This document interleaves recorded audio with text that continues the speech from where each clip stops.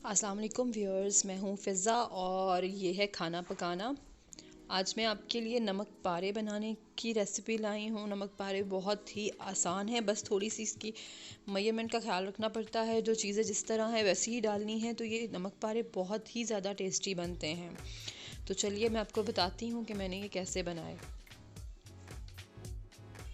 सबसे पहले मैंने 2 कप मैदा लिया है और 2 कप मैदे के हिसाब से ही मैं आपको सारी मेजरमेंट इसकी बताऊंगी।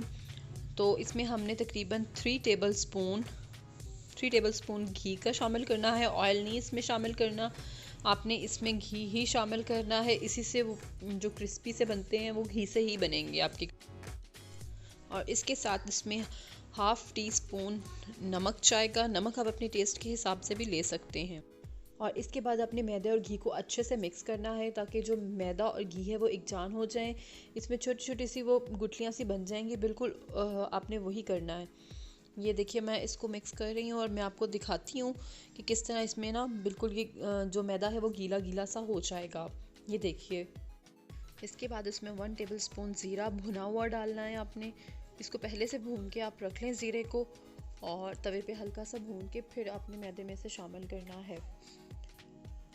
उसके बाद सिंपल आपने पानी लेकर तो इससे आहिस्ता आहिस्ता पानी डालते हुए मैदे को गूंदना है। और आटा जितना ज़्यादा सख्त हो सके उतना ज़्यादा सख्त आपने गूंदना है, क्योंकि आटा आप जितना सख्त गूंदेंगे नमक पारे जो हैं वो उतने ही अच्छे बनेंगे। अच्छे नमक पारे बनाने के लिए आटे का सख्त होना ज़रूरी है। और ये देखिए जो आटा है जो वो गूंद चुका है। अब इसे दो हिस्सों में आप बांट दें। हम इसके 2 पेड़े बनाएंगे तो इसलिए इसे 2 हिस्सों में बांट रहे हैं। आप जितने पेड़े बनाना चाहें उसको पहले से ही आप डिवाइड करके रख लें, क्योंकि बाद में आटा और ज़्यादा सख्त हो जाएगा। तकरीबन आधे घंटे बाद ये देखिए मैंने बाटा लिया है और अब मैं इसकी रोटी बेलूँगी।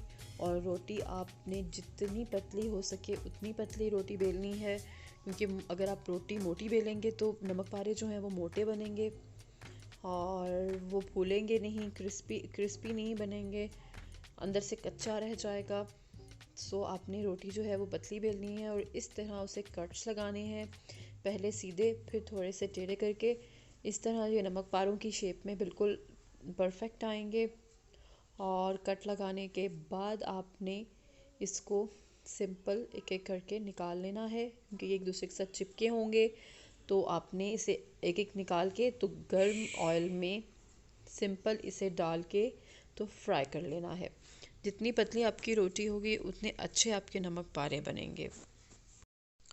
और इसके साथ में आपको देखें दिखाती चलूँ, ये नमक पारे इतने पतले बेले थे मैंने।